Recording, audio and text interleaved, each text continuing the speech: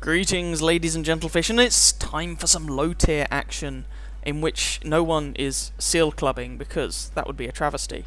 So, the second replay is going to be one of mine, but to kick proceedings off, we have Mac again in his Valentine AT. This is the Tier 3 British tank destroyer on the original tank destroyer line, so if you prefer, this is the non-turreted line.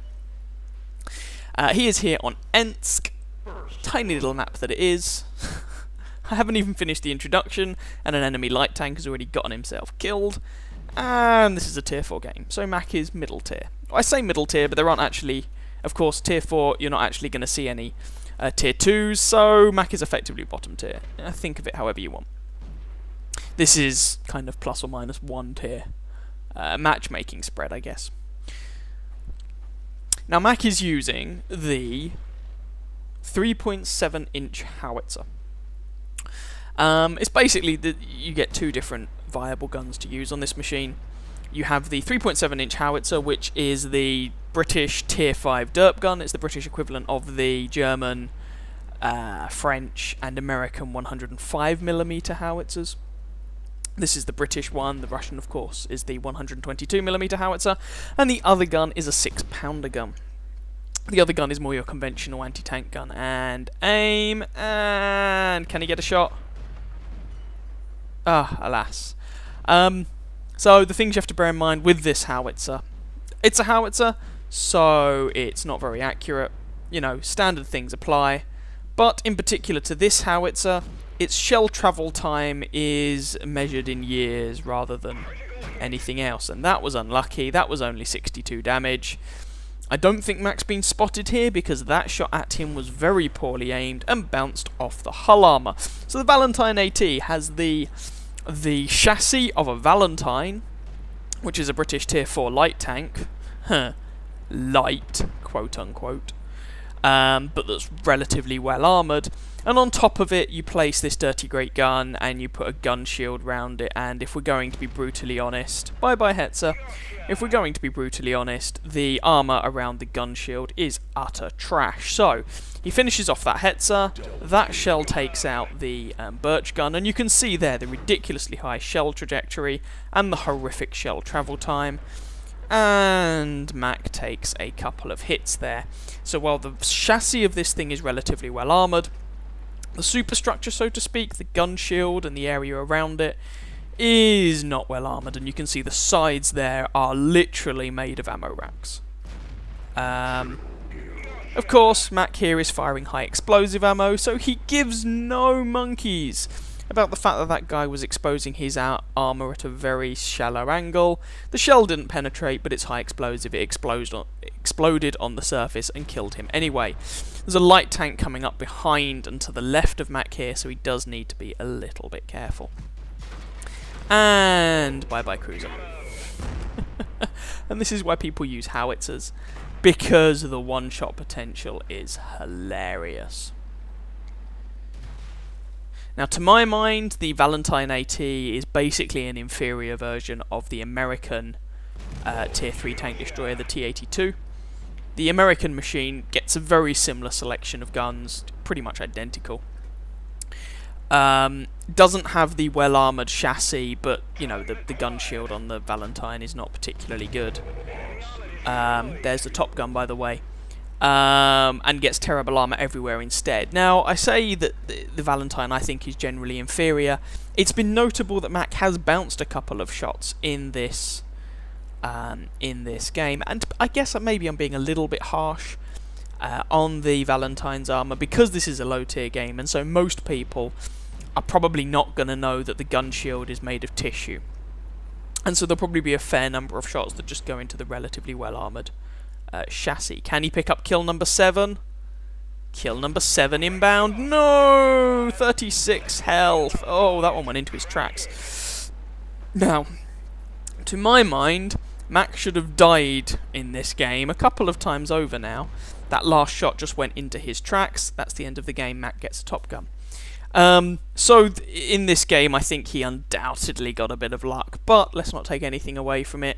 Nice little game, clubbing them Sealies in the face. I mean, very definitely not clubbing those seals in the face. But if that wasn't low tier enough for you, have a look at the post-battle results, and then we'll jump into another low tier game, this one courtesy of me.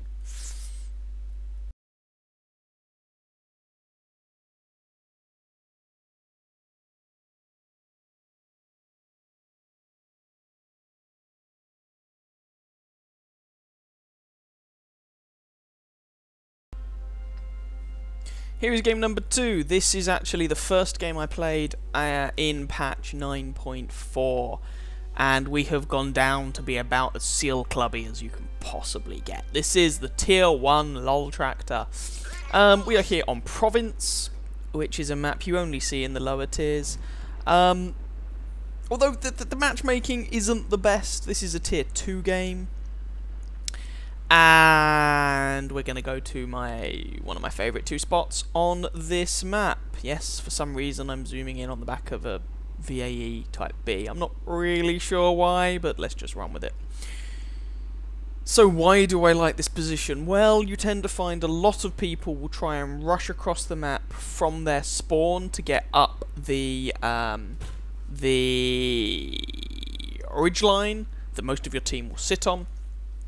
And this allows you to put shots into them. Basically, this position allows you to remain relatively safe while still getting some crossfire going in across this map. And one of the things that you want to do in this game, if you want to replay bug, if you want to do reasonably well, is to try and put in crossfire whenever you can. Try and flank people, attack them from multiple directions at once. It at the very least confuses them. Even if you're shooting them with a gun that cannot possibly harm them, people tend to notice things bouncing off or damaging tracks and start getting a bit flustered. Anyway, that's the plan. Alas, our team is, well, it's a tier 2 game. I mean, there's only so much you can expect. I am going to try, now that I have some targets, to put fire in on the fellows who are trying to advance up towards our guys. Get one shot into that T1. He's quite fast and he's not especially big. So I change target to the B2 on the basis that he at the very least is a larger target to go for. But hitting these guys is a right royal pain in the backside. You have to remember that at these low tiers, the guns have a lot of damage output, but they're not what you'd call accurate. So, switch targets to the T1, and the T1 is dead. So I know that there's a T1 and a BT2 that have made it up onto our ridgeline. Look at the glorious scoreline. It is 1-7, and I'm just going to start plying these guys with shots. Third shot should take the guy out. He's already dead. Excellent. 2-7. Yay! Oh, God. And to add insult to injury, one of our guys hasn't even connected the T7 car. This is a little bit of a dubious situation. So I expect people to be trundling along that route at any moment, and I'm preparing to put fire into them. We just lost a T1, making the scoreline 2-8. Oh dear, oh dear, oh dear, oh dear, oh dear.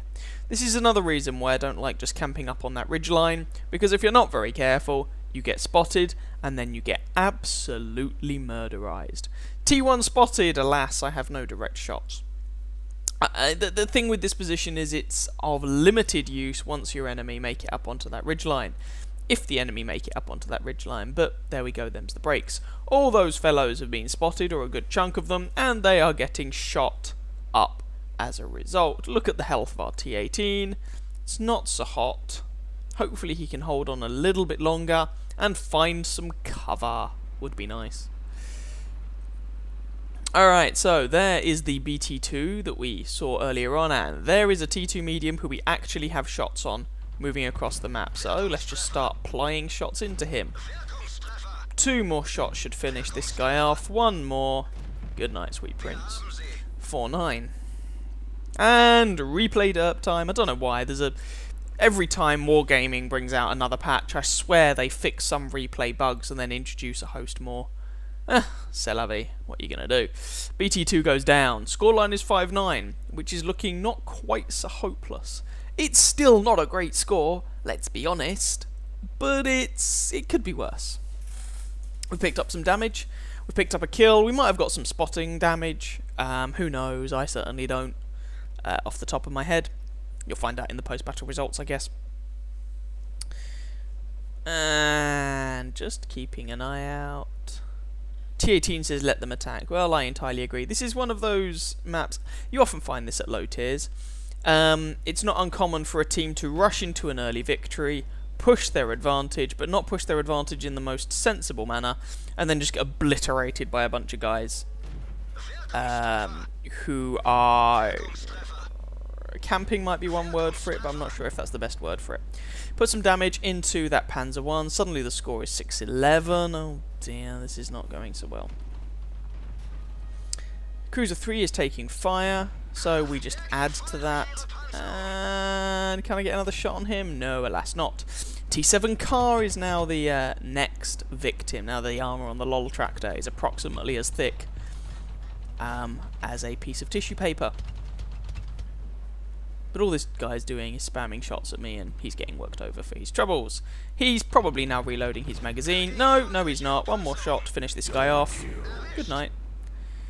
8-11. We're only 3 kills behind now. That Cruiser 3 could be a problem, though, and so could that T18. And we just lost our T7 combat car. Well, balls. Now there are 3 of us remaining. Between us, we have 5 kills. But there's only 3 of us remaining. And there's 7 of them. We're outnumbered 2-1. And I'm a tier 1. Oh dear. Oh well, never mind. We'll just do what we can. And the enemy knows where we are. They know where we all are. There's that cruiser. I do not have a shot on him. And that Panzerjäger's probably now been spotted. Hey look, ooh, a Tetrarch. Someone's been playing this game for a while. Tetrarch was a Christmas gift tank back in 2011, 12, something like that. I wasn't playing the game at the time, I've just heard about it since. T18, bounce the first shot, and kill him with the second. 2 of us remain. The problem now, of course, is that the enemy team has made it up onto, well, our team's spawn point. And that significantly weakens this position as our camera phases through a mountainside. It's always good when that happens. What does that mean in practice, of course? Well, it means that this position is not as strong as it once was, but then, I mean, when you're outnumbered this much, it's difficult to think what sort of position would be that strong. I mean, I guess if I'd just stayed up the top and camped, but then the people who did that are all dead already, so whatever, I guess. Put a couple of shots into that 81, who's now in the 2-shot range. But this is... oh, they're capping our base, are they? And there's a light tank, and there's a Panzerjäger, and there's an 81. Oh, God, they're all coming at once. Right, 81 has backed off. Let's try and do something about this. 2 more shots to finish this guy off. 1 more shot. He is dead. Oh, but I die for the effort. Ah, well, never mind. So, we ended up picking up 4 kills. That was actually an ace tanker game. First game of patch 9.4, but it was a defeat. See what you guys have done? You forced me to seal club so hard! The seals have their own clubs and they're clubbing back. What are you gonna do? C'est la vie. Hope you guys enjoyed those 2 games. If you did, please feel free to catch some of my other videos and or subscribe to my channel, and I wish you very happy hunting on that battlefield. Ciao, ciao.